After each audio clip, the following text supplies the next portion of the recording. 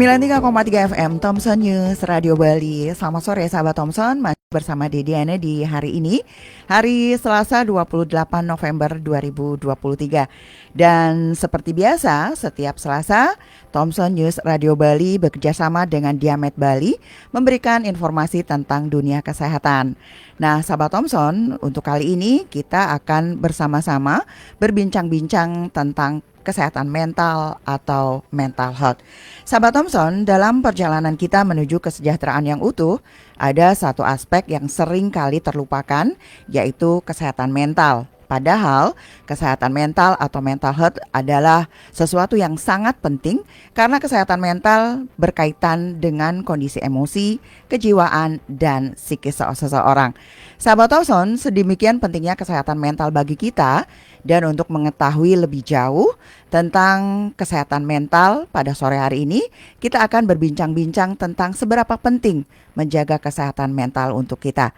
Nah, pada sore hari ini di studio Thompson News Radio sudah hadir narasumber kita, Ibu Ira Putriani Juwita SC dari Diamet Bali yang akan memberikan penjelasan pada kita tentang bagaimana pentingnya menjaga kesehatan mental untuk kita bersama. Selamat sore Ibu. Sore Mbak Dian. Apa kabarnya? Alhamdulillah. Dari suaranya aja udah bikin happy. Nah, Bu Ira adalah seorang praktisi psikologi ya Bu? Iya. Iya, di Diamet Bali. Dan pada kesempatan sore hari ini kita akan bersama-sama mendengarkan informasi dari beliau tentang seberapa pentingnya menjaga kesehatan mental. Nah, Bu Ira, pastikan banyak banget nih yang ingin disampaikan buat sahabat Thompson ya di luar sana tentang apa sih kesehatan mental itu dulu ya Bu yang pertama. Terus tentunya bagaimana kenapa sih kita penting untuk menjaga kesehatan mental itu? Monggo Bu, silahkan diberikan berbagi ilmu dengan teman-teman. Oke Mbak Dian, kalau kesehatan fisik kita semua orang sudah tahu, kita sakit flu, sakit batuk, pilek gitu ya. Kalau kesehatan mental ini kadang-kadang terlihat, kadang-kadang tidak. Bagaimana orang itu bisa memanipulasi dirinya sehingga tampaknya bahagia, padahal di dalamnya ruwet, hancur lebur gitu ya. Bagaimana pentingnya? Penting karena kalau semakin dia tidak sehat mentalnya, dia bisa aktivitasnya bisa terganggu. Jadi bagaimana penyesuaian dengan orang, bagaimana dia bisa menghadapi orang itu akan terlihat kalau kesehatan mentalnya turun. Misalnya emosinya dia jadi mudah marah, gitu ya, atau mudah menangis, atau dia menarik diri dari lingkungannya. Seperti itu. Berarti kesehatan mental tuh pengaruhnya besar banget ya Bu? Besar banget dan saling mempengaruhi dengan kesehatan fisik. Kalau kita nggak tidur 3 hari, kita mikirnya juga nggak beres. Iya, saya kan? Pernah itu nggak tidur 3 hari, terus kayak orang on. Jadi gitu kan? Apa-apa salah gitu. Jadi juga gitu. Kalau misalnya kita kepikiran nih, nantinya nggak bisa tidur, nah itu kan akibatnya ke fisik sakit lah, punggung sakit. Iya. Linu-linu, itu kan gejala psikosomatisnya seperti itu. Begitu. Nah, Bu, ngomong-ngomong soal kesehatan mental itu kalau memang itu penting bagi semua orang, apakah juga anak-anak perlu untuk kita jaga kesehatan mentalnya? Nah, itu yang mengerikan. Dari kemarin Kemenkes itu yang tahun-tahun kemarin itu masih memikirkan tentang stunting. Tentang ya kan gitu. Tapi yang sekarang justru kesehatan mental karena 1 dari 3 anak di Indonesia itu sudah mental health-nya terganggu. Waduh, serem ya. Iya. Gitu kan. Jadi kan memang dulu kita anggapannya orang yang terkena mental health itu orang yang gede, orang yang bekerja, orang yang pikiran banyak. Ternyata anak-anak sekarang juga seperti itu gitu ya. Jadi anak-anak itu dimulai umur 10 tahun aja sudah kena gitu ya. Jadi ada kasus di Jakarta ketika dia bapak ibunya bercerai dan masing-masing itu menikah lagi jadi, dan punya keluarga si anak lagi. Anak ini ikut neneknya. Terbengkalai. Gitu. Jadi dia itu baru lulus SD. masuk ke SMP gitu ya. Dia merasa dirinya tersisih. Ada keluarga baru, adik-adik baru, ada papa mama, dia tinggal bersama neneknya. Secara materi dia mendapatkan semuanya dari neneknya gitu kan. Apa yang dia mau pasti dia punya.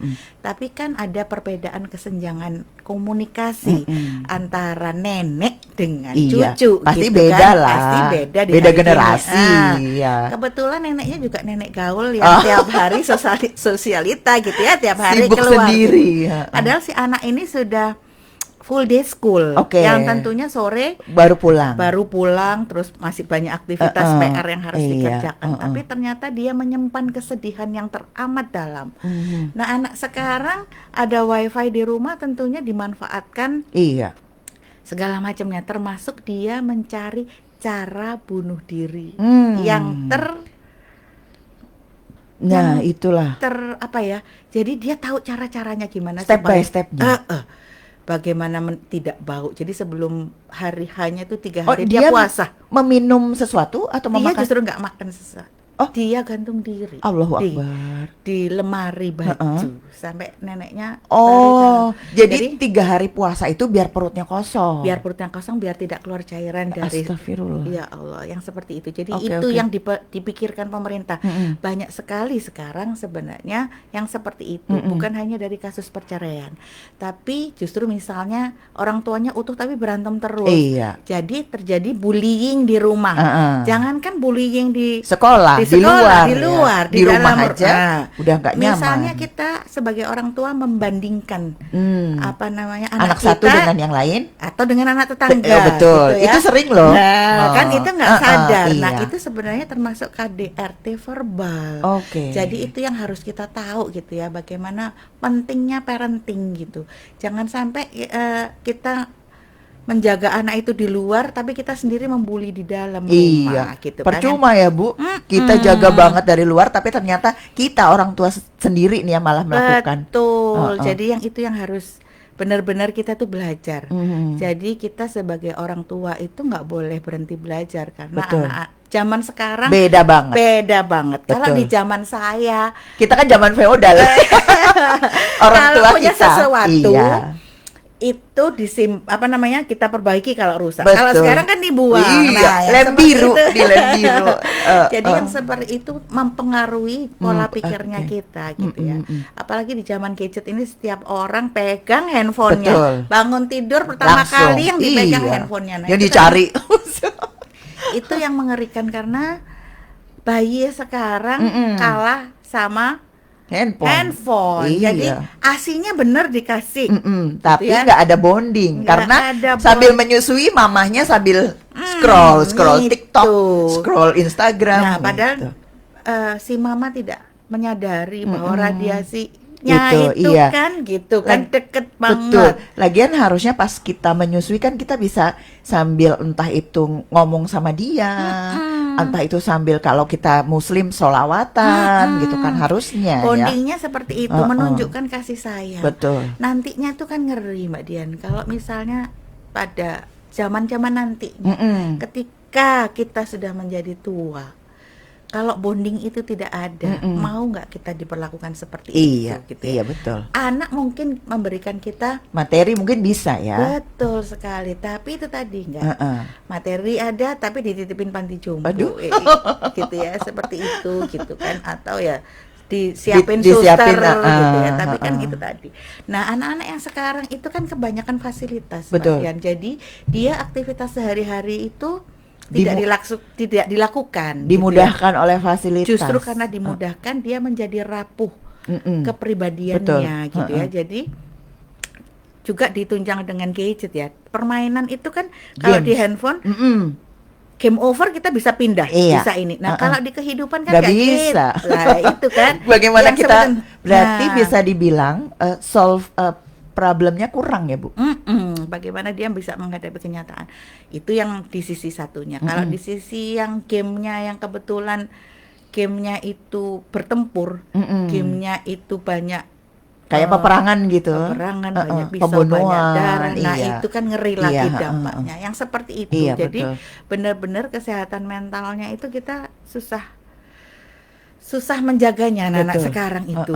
Ngeri sekali di situ gitu. Jadi kan sampai pemerintah itu memberikan apa namanya perhatian yang besar gitu kan, karena ternyata itu hasil penelitian 1 dari 3 loh Mbak. 1 dari 3. Iya.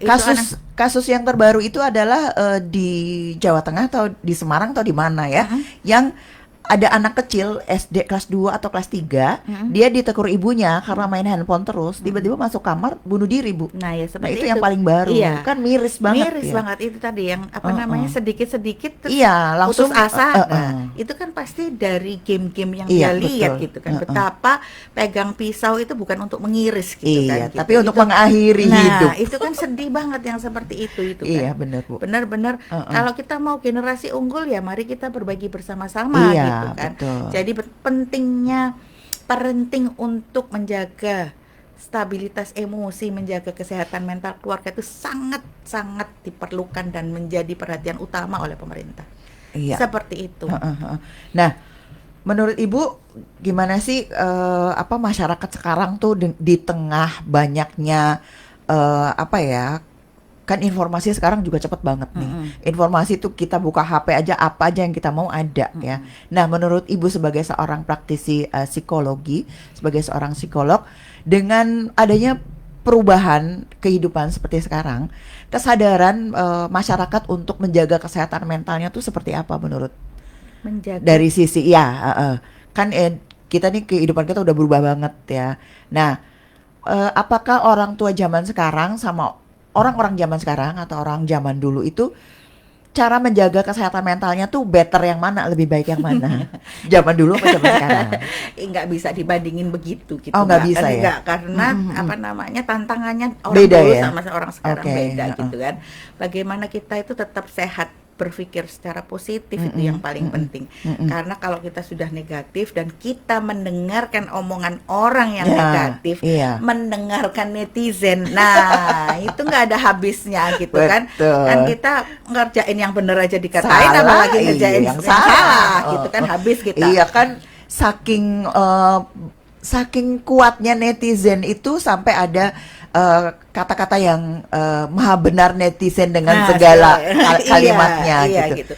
Jadi memang kita harus menjaga itu. Jadi memang kalau bisa kita memang membatasi sosmed supaya jangan terlalu terpengaruh. Kalau dikit-dikit kita ngelihat gitu, terus dengerin orang ngomong, dengerin celotehannya, baca WA-nya itu pasti banyak yang menyakitkan. Nah, supaya tidak terkontaminasi hal-hal negatif ya tentunya kita harus lebih mikir yang positif gitu kan. Soalnya sekarang tekanan hidup pun nggak usah pakai komentar, kita menghadapi masalah sendiri yang ada aja udah yang gitu. Nah, cara menghadapi masalah juga seperti itu gitu ya. Masalah hidup itu pasti akan silih berganti. Bergantung kita bagaimana cara menyikapinya. Ketika kita sharing dengan teman, iya, kalau temannya itu bisa ngerti sebenarnya apa ilmunya itu mengerti gitu ya. Kalau misalnya salah, nah kita kan akan terbawa salah gitu. Itu yang pertama. Yang kedua, kalau temannya itu ember. Iya betul. Nggak amanah. Bisa kemana-mana itu kan ceritanya kita. Gitu kan. Itu kan menjadi masalah lagi. Menimbulkan. Kita sudah punya masalah, dapat masalah lagi baru. gitu. Tapi kalau kita pendem sendiri, kita nggak cerita, nah akhirnya bisa pertama sedih, lama-lama menarik diri, lama-lama stres, lama-lama depresi. Terus aja. Itu yang ada ujungnya, tahap, ujungnya yang tidak kita harapkan. Nah, seperti itu. Berarti Bu? Berarti ketika kita punya masalah, nggak mau cerita sama orang, ya kan? Salah satunya takut itu teman nggak bisa ngasih solusi. Yang kedua takut teman nggak amanah, alias nanti ember, menimbulkan masalah baru. Berarti kita membutuhkan orang yang benar-benar tepat untuk kita berbagi tentang masalah kita. Nah, kapan kita harus mendatangi profesional atau seorang psikolog atau seorang psikiater yang bisa membantu kita untuk mengeluarkan masalah kita? Atau ada nggak sih tanda-tanda yang misalnya aku udah butuh nih harus konseling gitu, ada nggak Bu tanda-tandanya? Ketika kita itu kalau menjalani segala sesuatunya itu sudah nggak seperti kita biasanya. Misalnya ketika kita, aduh udah deh aku hari ini nggak keluar, aku di dalam rumah aja gitu ya. Ketika nangis terus-terusan gitu ya. Ketika emosi kita bisa berubah, maunya marah atau justru nangis-nangis kan bisa ada dua apa namanya yang sering ditampilkan gitu. Nggak suka makan, nah yang seperti itu. Pokoknya kejadian-kejadian yang tidak seperti dia seperti biasanya itu sangat bisa dikatakan itu sudah mulai butuh membutuhkan ya. Profesional berarti kan. Kita juga harus aware nih sama anggota keluarga. Betul gitu. Ketika ada salah satu entah itu anak kah atau saudara yang tiba-tiba kok jadi hobinya di kamar aja, nggak keluar-keluar, jarang ngomong, jarang makan, itu kita harus mulai untuk memperhatikan. Itu sebenarnya kan tanda-tanda yang misalnya 5 tahun yang lalu, yang tanda-tanda menarik diri itu kita sudah, wah ini jangan-jangan narkoba, apalagi kalau misalnya berat badan turun. Nah sekarang dengan berkembangnya waktu bisa kemana-mana masalah itu gitu kan. Betul. Seperti itu. Jadi narkoba pun itu kan juga salah satu bentuk pelarian mental health yang larinya menyelesaikannya dengan itu. Sebenarnya gitu tidak menyelesaikan, itu menimbulkan masalah baru gitu. Itu hanya sementara aja. Caranya dia mengambil keputusannya untuk bisa lari dari masalah yang dia hadapin itu seperti itu. Nah Bu, selama ini kan di masyarakat itu ada satu pendapat ya, ada satu stigma yang ketika melihat karena saya pernah mengalami sendiri kurang lebih 5 tahun yang lalu ketika saya membutuhkan bantuan dari seorang psikiater, ketika ada yang mendengar bahwa saya konsultasi ke poli jiwa di mana di sana ada psikiater, itu mereka langsung bertanya, lah emang kamu sinting? Nah itu dah stigma. Jadi akhirnya membuat banyak masyarakat yang merasa, jangan-jangan kalau aku konsultasi ke sana aku dikira aku nggak waras gitu. Menurut Ibu sebagai seorang praktisi psikologi atau seorang psikolog ini gimana sih pendapat masyarakat seperti itu? Ya, alhamdulillah itu 5 tahun yang lalu ya. Zaman itu berganti gitu ya, apalagi terkena pandemi ini gitu. Orang jadi aware terhadap kebutuhan akan berkonsultasi dengan yang aman gitu ya, nggak sembarangan ngomong dengan orang gitu kan. Jadi ada ininya juga, ada baiknya juga pandemi itu karena akhirnya orang tahu bahwa orang yang berkonsultasi dengan psikolog atau psikiater itu bukan berarti orang yang gila gitu kan. Betul. Jadi seperti itu. Jadi bedanya psikolog sama psikiater, kalau psikolog itu memberikan solusi, memberikan konsultasi, memberikan arahan, sudut pandang yang lain yang mungkin ketika kita mengalami kesedihan itu tidak terlihat gitu ya. Sedangkan kalau psikiater itu lebih condong memberikan obat. Jadi ketika nggak bisa tidur diobati dengan obat tidur. Jadi masalah emosinya itu biasanya tidak terlihat tapi dilihat dari masalah fisiknya. Karena dokter itu kan mengobati pasien dengan obat-obatan. Seperti itu. Tapi memang ada misalnya ada pasien dari psikolog yang nggak bisa, tetap harus dirujuk ke psikiater untuk mendapatkan ketenangan emosi itu. Berarti bisa mungkin nih saya datang ke psikolog dulu, tapi ketika nggak bisa selesai harus biasanya rujukan. Jadi kita yang memberikan rujukan ini ke psikiater. Ini dibutuhkan obat-obatan tertentu. Berarti jadi kita yang memberikan rujukan gitu. Nah, konsultasi dengan psikolog ini apakah benar-benar bisa membantu kita untuk mengelola stres dalam kehidupan kita sehari-hari? Jadi kalau sama ya Mbak, kalau misalnya kita ke dokter gitu kan, kadang-kadang kita punya kenyamanan, aku lebih senang ke dokter ini dibanding ada sama. Sugesti sama kayak psikolog juga seperti itu. Ketika orang itu lebih menyukai teman sebaya ya dia pasti akan cari psikolognya mudah. Tapi kalau misalnya dia butuh seseorang yang menjadi figur ibunya atau bapaknya ya dia akan mencari psikolog yang berumur seperti itu. Jadi yang paling penting psikolog itu adalah yang paling nyaman, paling enak. Sekarang aja pemerintah sudah memberikan kemudahan dengan puskesmas itu di beberapa tempat sudah ada psikolognya dan sedang diusahakan untuk masuk BPJS.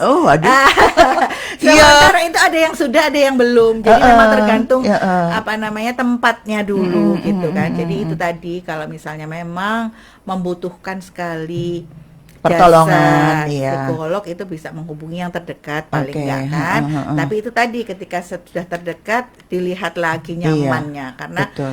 kadang-kadang kalau kita nggak nyaman kita nggak bisa bercerita. Nah kalau nggak Iya, bercerita nggak bisa nggak bisa tuntas dong, selesai. akarnya di mana nggak selesai seperti itu gitu.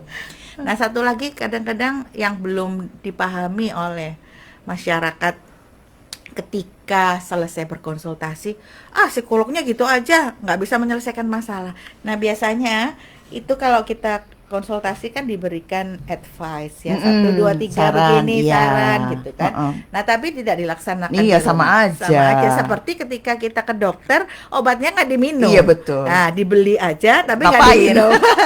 Nah, apa panasnya turun, Ya, apa enggak. batuknya selesai, Iya, ya seperti betul. itu. Tapi Heeh. berhubung itu cuman lisan, tidak ada sesuatu Iya. yang Nah, dimasukkan ke dalam mulut gitu kan, hitungannya jadi iya betul, ya betul. gitu Heeh. ya. Jadi kalau orang sakit ke dokter, oh ya dosisnya 3 kali sehari Heeh, gitu kan. Nah, iya. kalau kita Iya. sebenarnya ada ibu kalau pagi harus begini begini begini begini. Mm-mm. Nah, apakah itu sudah dilakukan yang seperti itu?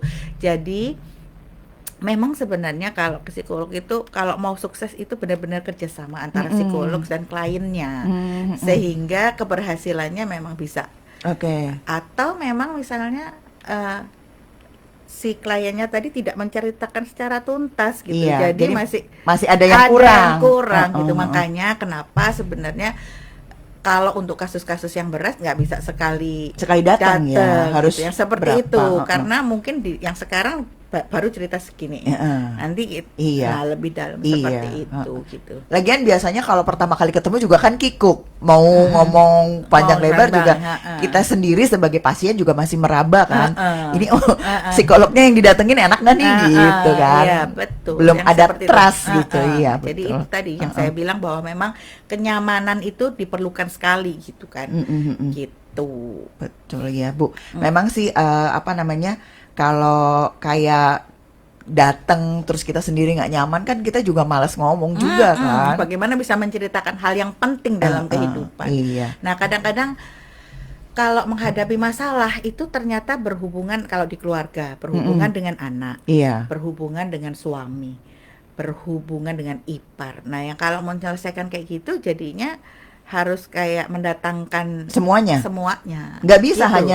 hanya misalnya saya ada masalah dengan suami gitu. Saya ajang datang nggak bisa Bu.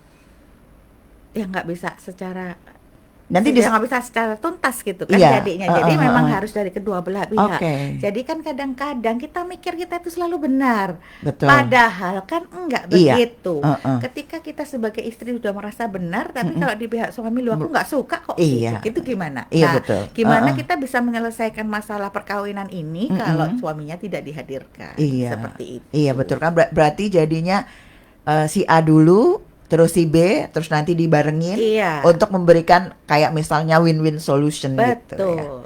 Oke. Gitu. Nah, Bu, apa sih yang bisa dilakukan kita nih sebagai masyarakat untuk bisa mendukung mereka-mereka yang membutuhkan bantuan karena mental mereka bisa dikatakan dalam tanda kutip sedang sakit. Kita tuh bisa apa untuk mereka?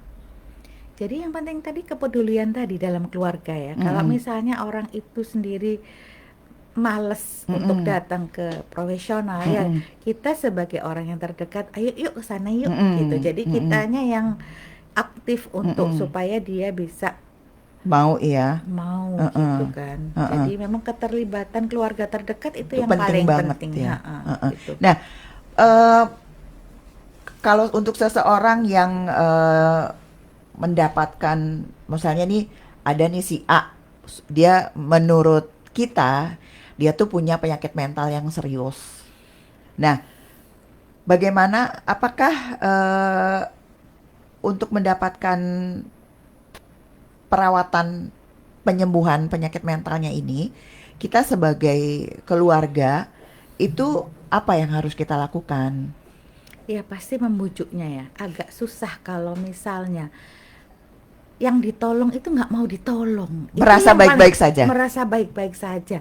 Kalau yang cedera fisik parah, kakinya patah, Kita sudah sudah lihat ya. jelas gitu kan. Kalau yang ini dia ngerasa aku nggak apa-apa kok, aku nggak perlu ditolong. Nah itu yang agak susah di kitanya gitu ya.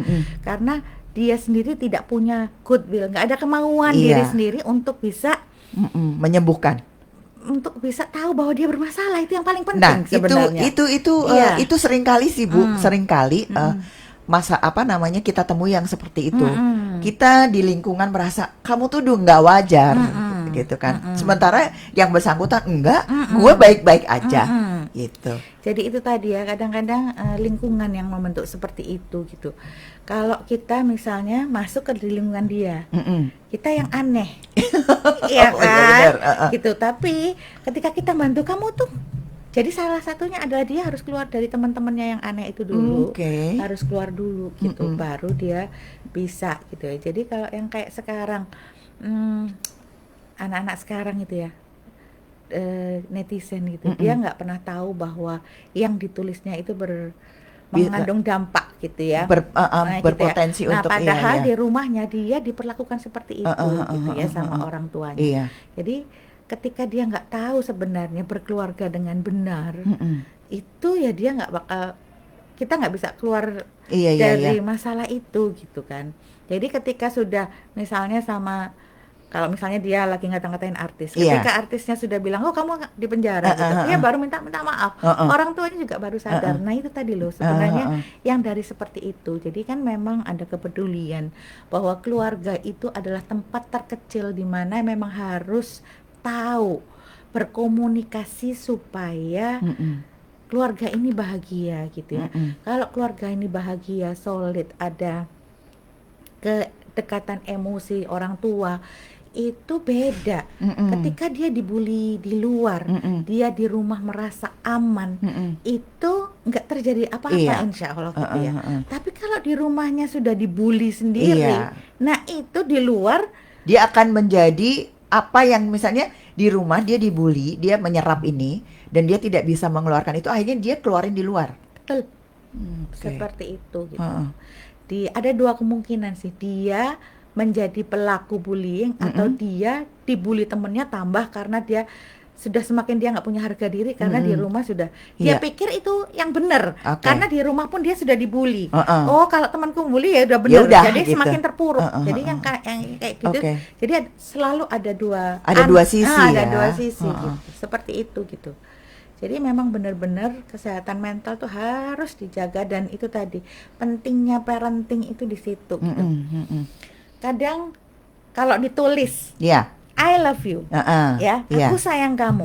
Tapi kalau berbeda intonasi itu jadi artinya beda. Aku nih sayang lo sama kamu. Beda dong dengan aku nih sayang lo nak sama kamu. Betul Bu. Penyampaiannya, gesturnya, bahasa ngomong tubuh. Sayang tapi melotot. Nah, dari itu mana itu? Yang seperti itu gitu. Jadi itu tadi loh. Jadi nampaknya kesehatan mental tuh gampang-gampang susah gitu kan. Berarti kan tidak bisa hanya salah satu Bu. Kalau dalam lingkup keluarga, kita semua harus saling menjaga. Iya kan? Nah, gak bisa ibunya aja jaga mental. Ibunya udah berusaha banget menjaga kesehatan mental anaknya. Bapaknya. Iya. Berarti kan harus benar-benar kompak. Betul, ya. Gitu. Jadi ketika ada nih ada kasus ya di Jakarta kebetulan, anaknya ini kalau sama gurunya sopan santun segala macam, sopan. Tapi kalau sama mamahnya itu kalau dia marah, mamanya diludahin. Astagfirullah. Yang seperti itu gitu kan, sampai heran. Enggak kok, kalau di sekolah baik-baik aja gitu. Tapi itu tadi ternyata dia mencontohnya dari perlakuan dari ayahnya. Jadi itu tadi kalau kita mikir sesuatu itu baik-baik saja ya belum tentu. Betul. Gitu kan. Anak itu baik-baik saja di sekolah tapi di rumah belum tentu. Jadi itu tadi kesehatan mental tuh nggak bisa dilihat banget gitu kan. Kecuali orang itu benar menyadari. Dia nggak sadar karena dia lihat loh nggak apa-apa orang bapakku melakukannya kok gitu kan. Nah yang jadi korban ini kan yang sakit gitu kan. Seperti itu. Jadi memang setinggi apapun ayah juga harus menghormati ibu. Betul. Gitu supaya anaknya juga punya respect terhadap ibunya. Seperti itu. Iya, saya juga pernah baca bahwa karakter seorang anak di kemudian hari itu ditentukan bagaimana dia dididik dan dibesarkan dari nol sampai kemudian dia keluar dari rumah. Apa jatuhnya tidak jauh dari dari pohon apel. Iya, nggak mungkin lah apel jatuh dari pohon jeruk. Seperti itu. Jadi anak-anak itu, bahkan kita semua manusia itu bersifat seperti spons yang menyerap apapun yang ada di lingkungannya. Spons taruh di air sabun, keluarnya ya air sabun. Iya, diperes jadinya air sabun. Gitu. Jadi dia menyerap di tempat jus jeruk ya keluarnya jus jeruk. Jadi itu manusia seperti itu gitu ya. Jadi kalau pingin sehat, jadi memang kita harus bergaul dengan orang-orang yang berpikiran positif, orang-orang yang mikirnya benar. Ketika kita salah bergaul dan orang itu negatif, ya kita akan tertular. Seperti itu. Iya, betul, Bu. Nah, berarti kan kalau kita akan menjaga kesehatan mental, itu berarti mulai dari ibu, bapak, ya kan, ibu bapak dulu nih yang berperan di rumah kan. Betul. Yang harus, mereka juga harus punya benar-benar punya mental yang sehat, baru mereka bisa memberikan kesehatan mental yang sama ke anak-anak ya Bu. Kalau bapak ibunya udah toksik ibaratnya, bagaimana bisa menciptakan anak yang sehat secara mental? Betul, bagaimana menginginkan generasi yang unggul, gimana bisa menginginkan anak yang soleh kalau bapak ibunya tidak mencontohkan ibadah yang dia mau gitu. Betul. Kan. Percuma dong sekolah di sekolah yang begini begitu mahal-mahal, tapi ternyata madrasah pertama ya, sekolah pertama rumah itu tidak memberikan apa yang sesungguhnya dibutuhkan. Iya. Waduh, luar biasa ternyata. Berarti kesehatan mental ini memang luar biasa ya Bu. Nah, berkaitan dengan kesehatan mental itu kan saya pernah mendengar juga ada yang istilahnya psikosomatis ya Bu. Secara fisik dia sehat, diperiksa fisiknya dia sehat semua, tapi ada aja keluhannya. Itu mungkin salah satu juga ya Bu. Ingat nggak waktu kecil, waktu ada pelajaran matematika, tiba-tiba pusing, tiba-tiba sakit perut, tiba-tiba pipis. Nah itu kan nggak sadar. Nah itulah istilah kerennya sekarang. Iya benar-benar. Nah itu jadi bukan hanya terjadi sekarang, itu di zaman-zaman kita dulu sudah seperti itu gitu. Jadi yang sekarang sih ya bisa kemana-mana gitu kan. Nah, yang kayak gitu tuh kan sangat berpengaruh gitu ya. Yang sekarang itu saking stres tuh bisa juga ada yang akhir-akhirnya bisa autoimun gitu ya. Meskipun banyak sekali faktor yang mempengaruhi, tapi ya kalau stres yang terlalu parah tidak bisa menghadapin, salah satunya ketika tubuh itu lemah ya itu yang diserang. Iya kan. Berbicara tentang autoimun, kenapa zaman dulu penyakit lupus nggak ada? Tapi sekarang banyak banget orang kena lupus. Mungkin salah satunya itu ya. Selain dari makanan ya, stres yang berkepanjangan juga bisa. Tapi kayaknya kalau stres berkepanjangan sih, maksudnya kalau dari mental itu kayaknya jauh lebih berpengaruh ya. Kayaknya luar biasa banget sih. Iya, karena kalau sudah pola pikirnya salah, fisiknya mengikuti salah kan jadinya gitu. Iyalah. Iya kan, seperti itu. Iya. Oke Bu Ira, terima kasih sekali untuk perbincangan sore hari ini. Sama-sama, terima kasih Mbak Dian. Bermanfaat banget ini sahabat Thomson ya untuk perbincangan tentang kesehatan mental, dan semoga dengan insight baru yang kita sudah dapatkan dari Ibu Ira bisa membuat kita berubah menjadi orang-orang yang jauh lebih baik. Amin. Tentu saja terutama untuk sahabat Thomson yang sudah berperan sebagai ibu, sebagai ayah, akan terbuka hatinya, introspeksi. Jadi jangan hanya berharap ke anak kamu harus begini gitu. Kan orang tua kebanyakan gitu kan. Kamu ketika harus begini. Kita menunjuk telunjuknya padahal menunjuk orang yang empat ke sini ya, yang satu ke sana. Nah, itu yang karena apapun semuanya bermula dari rumah. Betul. Terutama dari orang tua. Jika kita sebagai orang tua bisa memberikan kesehatan mental kepada anak-anak, pasti anak-anak kita juga akan tumbuh jadi pribadi yang sehat secara mental. Yeah. Ada pesan yang ingin disampaikan, Ibu, untuk sahabat Thomson?